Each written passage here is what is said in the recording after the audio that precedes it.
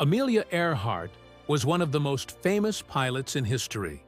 She was a brave, talented woman who loved adventure and wanted to show that women could achieve great things in aviation. During a time when most pilots were men, she became a worldwide symbol of courage and determination. Her disappearance in 1937 during an attempt to fly around the world remains one of the greatest mysteries of the 20th century. Even today, people are still searching for answers about what really happened to her and her airplane over the Pacific Ocean. Amelia Mary Earhart was born on July 24, 1897, in Atchison, Kansas, in the United States. From a young age, she was curious, independent, and full of energy. She liked to climb trees, explore, and try new things. When she was a child, airplanes were still new inventions, and not many people had ever flown in one. The first time Amelia saw an airplane was at a fair when she was about 10 years old, but she wasn't very interested in it then. That changed later when she grew older. After finishing school, Amelia worked as a nurse during World War I. During that time, she met several pilots and saw airplanes in action. This sparked her interest in flying. In 1920, she took her first flight in an airplane as a passenger, and she said that after just a few hundred feet in the air, she knew she had to learn how to fly. Flying gave her a sense of freedom and excitement that she had never felt before. Amelia worked hard to pay for flying lessons. Her first instructor was a woman named Netta Snook, one of the few female pilots of the time. Amelia took lessons in a small old airplane and practiced whenever she could. She eventually saved enough money to buy her own plane, a bright yellow Kinner Airster, which she nicknamed the Canary. In 1922, she set her first record by flying to an altitude of 14,000 feet, the highest any woman had flown at that time. In 1928, Amelia Earhart became famous all around the world. She was chosen to be the first woman to fly across the Atlantic Ocean, not as the pilot, but as a passenger. The flight was organized by a group of sponsors who wanted to show that women could also take part in aviation. The two male pilots, Wilmer Stultz and Lewis Gordon, flew the airplane while Amelia was on board. The flight went from Newfoundland, Canada, to Wales, in the United Kingdom. It took over 20 hours. Although she did not actually fly the plane, Amelia became an international hero after landing. Newspapers called her Lady Lindy, comparing her to Charles Lindbergh, the first man to fly solo across the Atlantic. After that trip, Amelia decided she wanted to make more flights on her own. She bought her own plane, began giving flying lessons, and worked to promote aviation, especially for women. She also wrote books, gave speeches, and helped start an organization called the 99s, which was a group of female pilots supporting one another. Amelia became known not only as a pilot, but also as a role model for women who wanted to follow their dreams. In 1932, Amelia achieved one of her biggest dreams. She became the first woman to fly solo across the Atlantic Ocean. She took off from Newfoundland and landed in a farmer's field in Northern Ireland after 14 hours of flying alone. The flight was dangerous. She faced strong winds, freezing temperatures, and even a broken fuel gauge. But she succeeded, and this made her even more famous.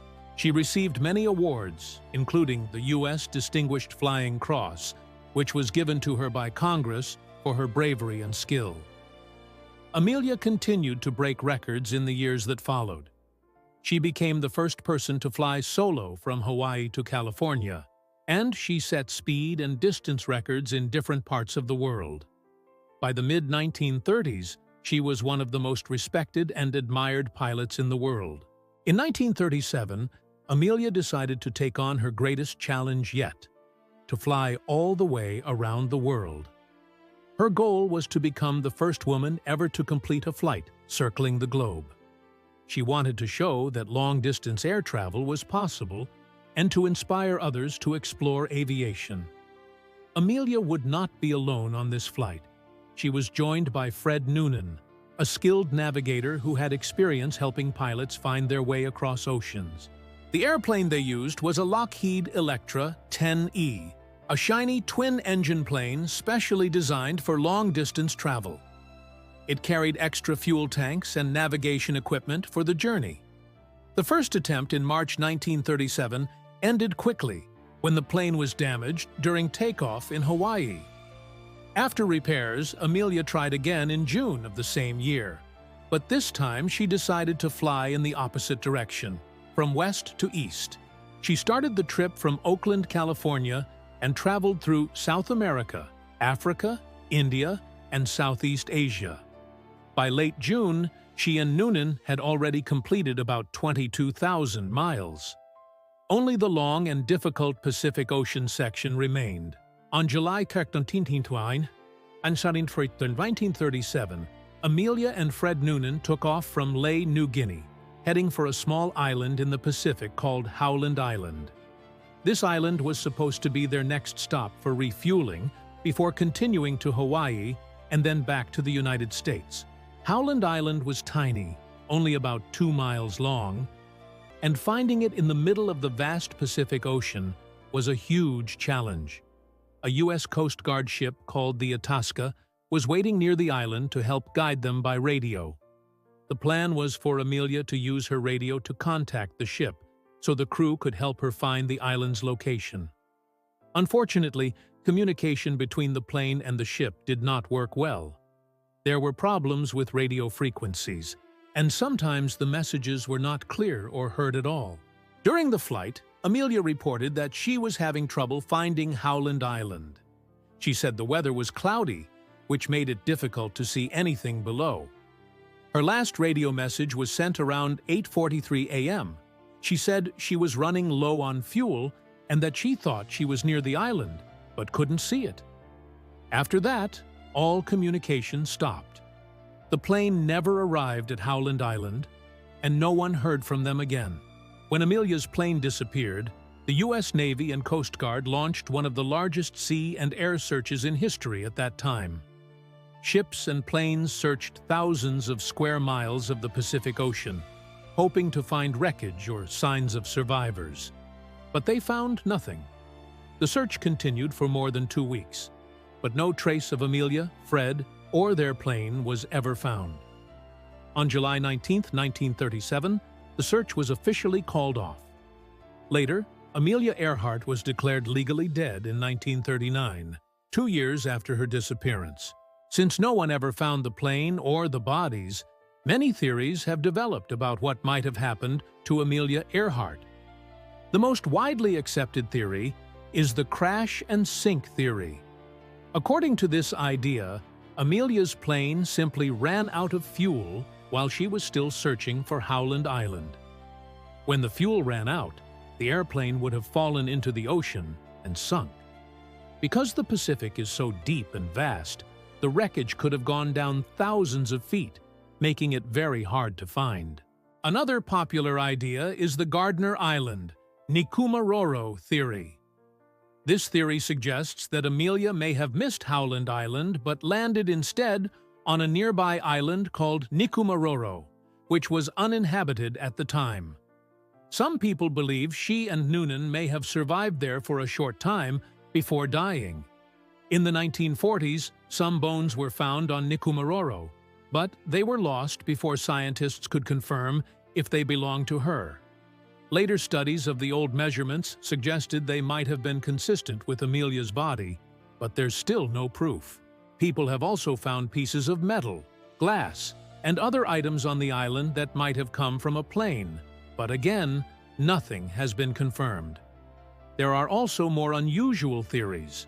Some say Amelia was captured by the Japanese military, who controlled many islands in the Pacific at the time, and that she may have died in captivity.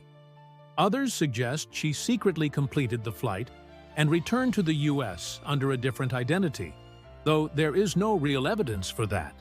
These theories are interesting but not supported by solid facts.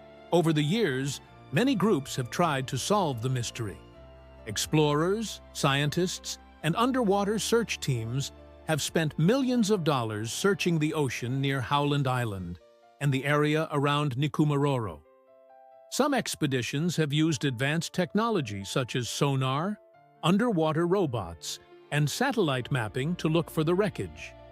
In recent years, new searches have focused on the ocean floor near Howland Island, where sonar images have shown objects that might be parts of an airplane. However, so far, none of the evidence has been confirmed as belonging to Amelia Earhart's plane. Each new discovery raises hope that the mystery might finally be solved, but the Pacific is vast and difficult to search completely. The story of Amelia Earhart's disappearance has fascinated people for nearly a century. It is not just about a missing airplane. It is about a brave woman who pushed the limits of what was possible. Amelia Earhart showed the world that women could be strong, intelligent, and adventurous. She inspired many people to follow their dreams, no matter the risks. Her disappearance also reminds us of how dangerous early aviation was. In the 1930s, navigation and communication technology were not as advanced as today. Pilots had to rely on maps, compasses, and basic radios. Flying over the ocean was risky because there were no landmarks and no nearby places to land in an emergency.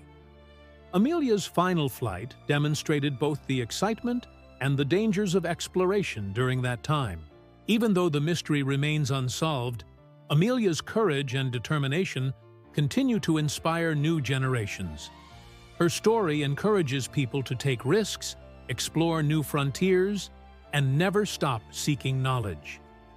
The disappearance of Amelia Earhart over the Pacific is one of the greatest mysteries in history. On her journey to fly around the world, she faced enormous challenges and dangers. Her last flight from New Guinea to Howland Island ended in tragedy when she and her navigator Fred Noonan vanished without a trace. Despite years of searching, no one has ever found their plane or discovered exactly what happened. The most likely explanation is that their plane ran out of fuel and crashed into the ocean. However, the possibility that they may have landed on another island or faced another fate keeps the story alive. Amelia Earhart's legacy is much more than her mysterious end. She will always be remembered as a pioneer, a leader, and an inspiration to people everywhere. Her bravery opened doors for women in aviation and proved that the human spirit is capable of incredible things, even when faced with the unknown.